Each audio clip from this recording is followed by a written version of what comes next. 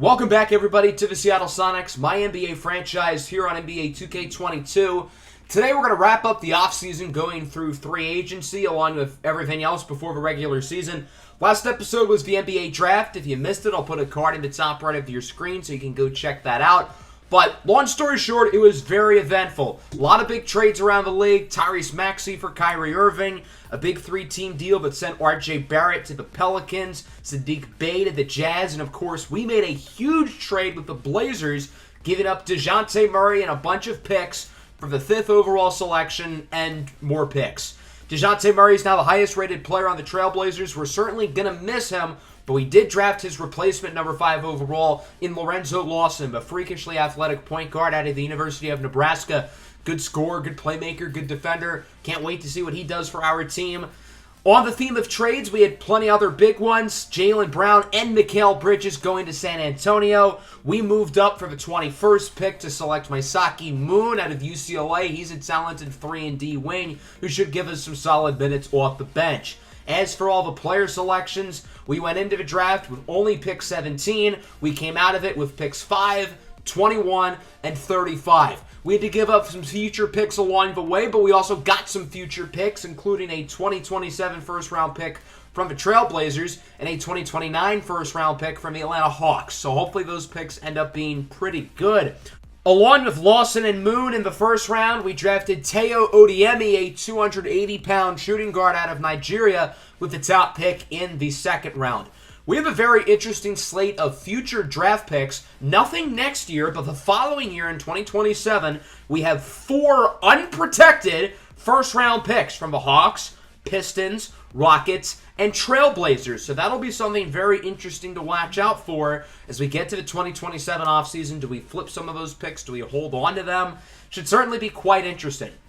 Going into the meat and potatoes of today's episode, we've got free agency with 2 rotation players whose contracts are up in Emmanuel Quickley and Dikembe Mutombo. These 2 players gave us solid minutes off the bench last year. They're probably our 2 best spot-up shooters off the catch. So if we do let them go, we're going to need to replace that spacing that those 2 were able to give with our second unit. Before free agency, we had the player and team options stage. We have 5 team options for Buzz, Oscar, Story, Dumas, and Mbotwa Makusha Jr., all 5 of which are going to be accepted. We also have a player option for just south of $19 million on Cam Reddish. He's going to accept that, so Cam Reddish is back. So all 6 of these guys will be returning to the squad. As we look around the rest of the league, there are a number of notable players who had player options and chose to decline. Giannis, Tatum, Ayton, Mitchell, Collins Sexton. A lot of big-time players here joining the free agency pool, along with plenty of young talent, guys who are going to be in restricted free agency, such as Cade Cunningham, Jalen Green, and Evan Mobley. For the qualifying offer stage, we have Jacob Farnsworth, Jim Arnold, and Dikembe Mutombo. We're only going to offer to Mutombo. His qualifying offer is for just over $2 million.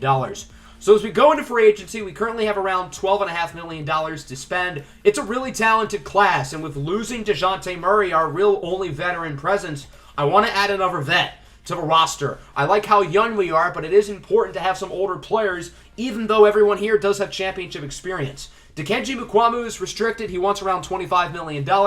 I can't see myself willing to pay that for a guy who's going to give us 15 minutes a game. So if nobody offers him, he'll be back on the qualifying offer. But if somebody offers him close to that, I have a hard time thinking we're going to match that despite having so much money.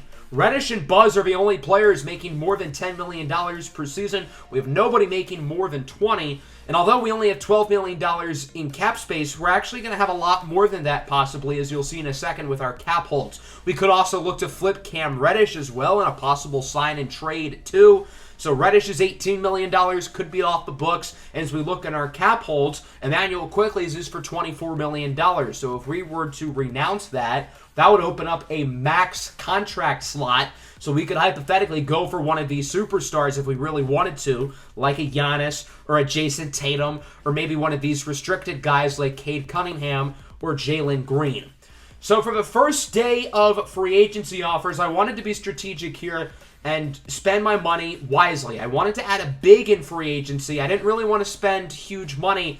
I think Jalen Smith from the Golden State Warriors could make sense. Whenever we play Golden State, Jalen Smith hits some of the most ridiculous shots He's only 25 years old. He's a skilled offensive player, good rebounder, good defender. He's a lob threat, and he only wants around $12 million. I think he can be good depth behind Uzoma Chukwubareji at center.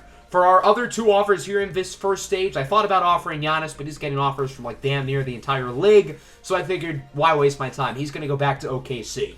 I ended up giving Evan Mobley and Cade Cunningham 4-year max contracts. I assume those teams are going to match those offers, but I figured, hey, it's worth a shot. So all three players ended up accepting. We don't have enough for all three. We'll be able to sign Jalen Smith and one of the restricted players. I chose Cade Cunningham, expecting the Pistons to match that. I'm also expecting the Cavs to match Mobley, so we're not going to get our hopes up here with either of those guys. Cavs match Mobley, Pistons match Cunningham, as expected. We do officially get Jalen Smith, though. Well, I guess we're officially going to get him after the moratorium, but he has accepted our offer, which is great to see. So in the second stage, I still wanted to go after some young guys. I gave a 4-year max deal to Jalen Suggs, who's developed really well in Orlando. And I also offered Josh Giddey. If the Thunder are going to have to pay Giannis big money, maybe they won't be able to afford Josh Giddey, and maybe they're going to let him walk. All three players accepted. Again, we're going to keep the offer for Smith. Of the other two, even though Jalen Suggs is better, I think Josh Giddey is a better fit for our roster. The Thunder would match for Giddey. The Magic match for Suggs. So those players are off the books, but I still wanted to get Young, and Scotty Barnes would be the next in line. I don't know if the Raptors would be willing to give Scotty Barnes the max. I am. 2 years of a player option for the third season. I think that's fair. He's a super versatile defender who plays positionless basketball very well, and he wouldn't even accept our offer, and the Raptors ended up matching it anyway, so it didn't really matter. So that idea is off the books as we now get into actual free agency. Moratorium is done, and I noticed Josh Giddey is in here. So the Thunder did not end up having enough for both him and Giannis. Giannis re-signed, but Giddey is now an unrestricted free agent, so the Thunder can't even match an offer from him. I think the idea of bringing Josh Giddey here makes a lot of sense. He's a very positionally versatile player. He can run the point. He can run the two-guard. He's 6'8". He's pretty athletic. Good defense. The Thunder do have an offer on him, but why not bring him in? We really need to replace the playmaking that we're losing with DeJounte Murray, and I would argue that Josh Giddey is an even better playmaker, which says a lot. The Thunder offer is still ahead. They gave the exact same one that we did. It makes sense. He was probably going to want to return to OKC, but I don't know if the Thunder are going to have enough money for that. I said earlier I wanted to go after a veteran. What about Paul George? He played for the Spirits last year. He was okay against us in the NBA Finals. If you can't beat us, join us. We're going to offer him 1 year for $14 million. And as we simulate to the next stage of free agency, Dikembe Mutombo is being offered a 3-year, $72 million deal from the Boston Celtics. We actually have enough money to sign both him and Josh Giddey, but we're not going to bring back Mutombo. I think this is probably beneficial for both sides. Mutombo gets to be a big-time option for the Celtics offense. He's going to be the second option behind Jason Tatum. I really wanted to go in the playoffs last year figuring out if Mutombo would be worth this type of contract, and he only scored in the double figures once for us, largely because he just didn't get enough minutes to do otherwise, but he'd still be towards the back end of the bench, and I'm not going to pay $24 million for that, so he's going to walk. But we do bring in Josh Giddey. That's a huge pickup for us. I cannot wait to have Josh Giddey on the squad because I think he's a perfect fit for what we're looking for. We're looking for guys who sort of define positionless basketball, and Josh Giddey can do it all. He has the playmaking ability to run the point. He has the size and athleticism to play on the wings. He can defend the 1 through the 4. I don't know if you want him on centers, but he's a decent athlete. He's a good enough scorer. He's one of the best rebounding guards in the league as well. He just doesn't have any weaknesses, and he's the perfect role player for a championship-level team like our own. I think the plan is we're going to have Giddey start at point next year. We're going to keep Oscar J. Basile at the 2, and Lorenzo Lawson will open up the year as the 6th man. Maybe once Lawson's good enough to be a starter, we move Giddey to the 3. I'm not entirely sure how that would work. But nonetheless, welcome to the team, Josh Giddey. We don't have enough for Paul George anymore, which is fine. I don't think he would have had a huge role with us anyway. So I ended up going for a different veteran player. What about Marcus Smart, who was asking for north of $20 million at the beginning of free agency? No one wanted to pay him that, so we're just going to sign him for $3 million, which he accepts. He can be our Patrick Beverley. May not play a lot, but He'll be that scrappy veteran who we can use time to time in case we need. So now that we're at the end of free agency, let's take a look at some of the moves around the rest of the league. The two big fish were Giannis and Tatum. They returned to their previous teams. Giannis was expected. Tatum, not so much. I'm surprised he ended up going back to Boston. The biggest player to switch teams is DeAndre Ayton, who signs a 3-year deal with the Washington Wizards. So he's going to join forces with De'Aaron Fox. The Wizards also recently traded for Dylan Brooks from the St. Louis Spirits as well. So Washington could be a pretty good team next year with a really solid big two with Ayton and Fox. The pick and roll between those guys should be a lot of fun. Ayton was not the only big-name player to switch teams. Donovan Mitchell is now a Portland Trailblazer. DeJounte Murray must have convinced him to join Portland. This isn't great news for us because we do own the Blazers' first-round pick in 2027, so I was hoping they'd be bad. Now they probably won't be, but the Pistons may be bad, and we also had their pick in 2027, so it all works out. Their big signing to replace Donovan Mitchell was Harry Bruce, who played for the Spirits last year. This is the guy who missed all those free throws for them in the finals. They gave him like 20 a year. They brought back Kate Cunningham, but if I'm Kate Cunningham, I got to be a little bit concerned because this roster doesn't look very good. The Pistons don't have control over their draft picks over the next few years because of the Donovan Mitchell trade. So who knows? Maybe Kate Cunningham wants out in the near future. We're going to have to look out for that. Brandon Ingram to the St. Louis Spirits. So after losing in the NBA Finals, the Spirits get significantly better, adding Brandon Ingram to the team. So they've now got a big three of Deo Emembenegba, Brandon Ingram, Tyler Hero, and it should be a big four once Victor Hines Jr. develops. They also re-signed Max Gilbert, who played really good defense on Buzz Wigginton last year in the finals. That's why they traded away Dylan Brooks. They didn't have enough for both Gilbert and Brooks. They ended up picking Gilbert over Brooks, and I think that's the right call for them. They also got very good value in the Dylan Brooks trade as well. James Bouknight signs a big deal with the Bucks. Ben Simmons to the Clippers. He joins forces with Kawhi Leonard. Jamal Murray to the Celtics, so he's going to join with Jason Tatum, Dikembe Mutombo. They also signed Fred VanVleet, and of course they drafted Aziz Nkrumah-Bekijiswe with the 3rd overall pick, which they got in the Jaylen Brown trade. This is a really interesting team. They've changed a lot, and the Celtics have plenty of time to retool this roster since Tatum just signed a new contract.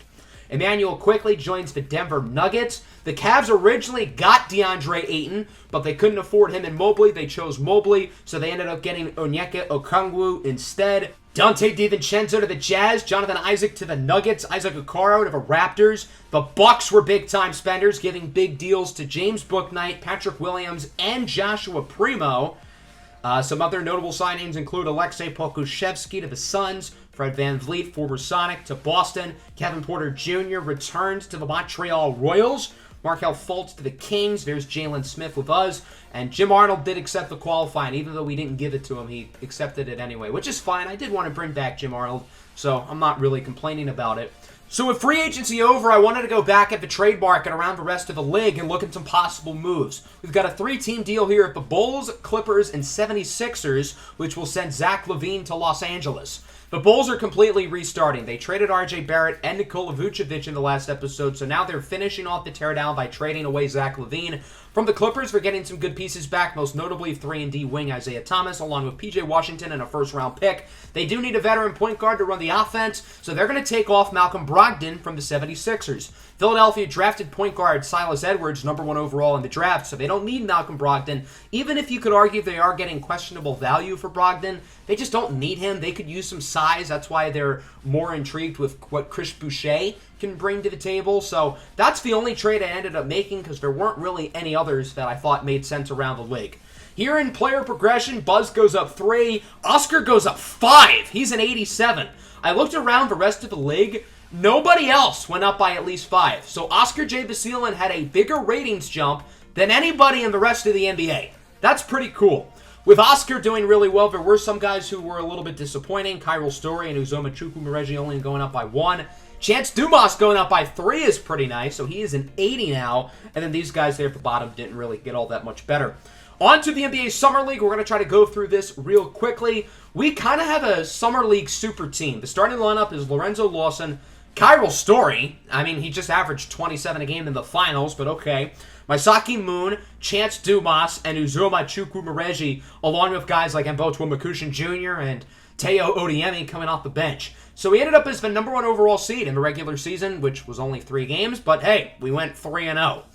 We had a really strong point differential of over 15. Kyril Story led the way. His numbers were pretty similar to what he averaged in the NBA playoffs, which is ironic. Lorenzo Lawson was second in scoring. His assist numbers were a little bit low, though. Uzoma Chukwuemeka, Greg Brown, and Chance Dumas were also in the double figures. Mysaki Moon was pretty disappointing. Other than that, everybody else pretty much met expectations. So our first matchup here is with the Mexico City Capitanes, who have done a solid job of accumulating young talent. And we're actually struggling early, but we would come back in the second half to win by 19 points. Uzoma Chukwuemeka leading the way with 18. Lawson with 16. Double-doubles for Dumas and Brown. Moon had a solid game, 14 points on just 7 shots. I wish he attempted more threes, though. So now we have our good pals, the Oklahoma City Thunder, here in the second round. And just like the first game, the Thunder start off hot, but we do really well after the first quarter. And we only win by 1. That got close at the end.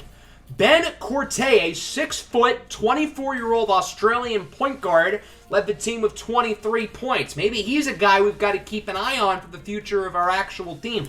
Mysaki Moon with 16. Uzoma Chukwuemeka only 9 points, but he did grab 18 boards. So now we've got an NBA Finals rematch in the quarterfinals against the St. Louis Spirits. We would do a little bit better early, and we really did not let the pedal off the metal. We ended up winning by 26 points, including grabbing 47 in the fourth. Dumas led the way with 20 and 12. Story with 18. Odiemi with 15. Chukwuemeka with 14, 10, and 5. Lawson, Moon, Brown, and Corte also in double figures. Corte grabbed 8 rebounds as someone who stands at exactly 6 foot. Interesting.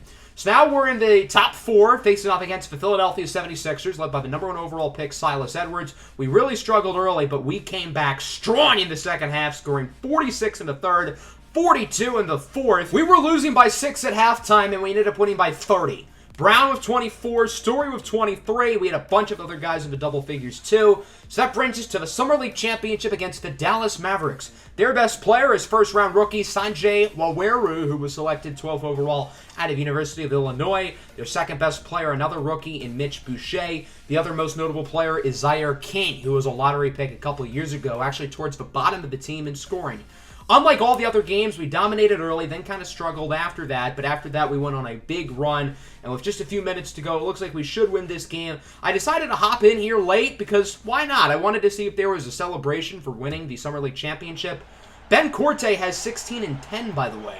Here's Kyril Story out the inbound with the poster slam. Just like the finals last year, Kyril Story now wins a Summer League Championship after winning an NBA championship last year. So we take this one home, 121-118, as Lorenzo Lawson dribbles out the clock. And the reigning NBA Finals champs sweep through the Summer League. There were 8 total games, 3 in the regular season, 5 in the playoffs, and we went 5-0. Rookie Lorenzo Lawson led the scoring with 22, Story with 20 and 8, Corte 16, 10, and 5. Clearly that kid has got something to his game, and maybe he's a player we should look out for to put on the actual roster. Chukwuemeka, Brown, and Dumas also in the double figures as well. Greg Brown was actually on our roster at one point for a very short time in Season 1. We traded P.J. Tucker for him. He stuck around the rest of the year, and that was about it. Then Season 2, we got good. Kyril Story ends up winning the Summer League MVP, averaging 18, 5, and 3. He wins that after he arguably should have won the NBA Finals MVP, ironically. So now we've got the All-Star City selection. They were going to have it in Miami. I said, how about no? Why don't we have it in Seattle instead? Because that'd be cool. So we're going to have the All-Star in Seattle this year because why not? Seattle deserves it. We are not going to do anything with the draft class yet, and then that's going to bring us to the new season as we open up against the Minnesota Timberwolves, who we beat in the first round of the playoffs last year. We'll get to see the championship ceremony. Everybody's going to get their championship rings, or at least everybody who was on our roster last year. This is what the day 1 rotation will look like. The starting lineup is going to be Giddey, Oscar, Story, Buzz, and Chukwuemeka. The bench will feature Lorenzo Lawson, joined by Chance Dumas, Cam Reddish, and Jalen Smith. For now, Mysaki Moon won't be getting any minutes, but I anticipate that's going to change very soon. I just want to run a 9-man rotation to start the year, but Moon's going to get playing time. Don't worry. I see a long NBA future for him that's going to start very early into his rookie season. So that's going to wrap up the episode. Next time, we're going to start the regular season. I think to move the regular season quickly, we're probably going to do that within about 3 episodes and then jump right to the playoffs, assuming we make it, which if we don't, well, something would have went horribly wrong. So let's hope that's not an issue. We make the playoffs and all is good. So that's going to wrap it up. Hope everybody enjoyed. Make sure to like and subscribe. Peace out.